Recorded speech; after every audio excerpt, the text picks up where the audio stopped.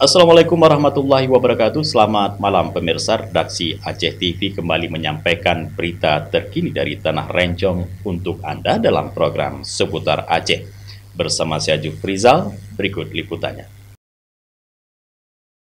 Bupati Aceh Besar Haji Muharram Idris secara resmi menyerahkan laporan keuangan pemerintah daerah atau LKPD United tahun anggaran 2024 kepada Badan Pemeriksa Keuangan Republik Indonesia Perwakilan Aceh.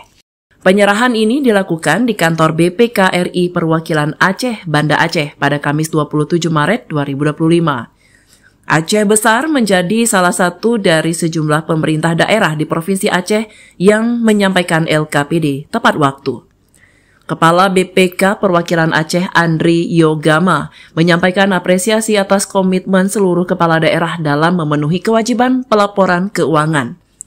Ia menegaskan laporan yang telah diserahkan akan langsung masuk ke tahap audit selama 2 bulan ke depan.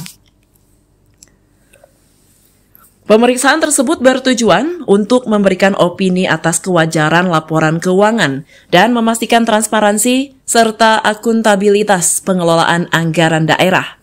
Sementara itu, Bupati Aceh Besar menyatakan komitmennya untuk mendukung penuh proses audit dan menginstruksikan seluruh OPD terkait agar kooperatif serta responsif selama proses pemeriksaan berlangsung.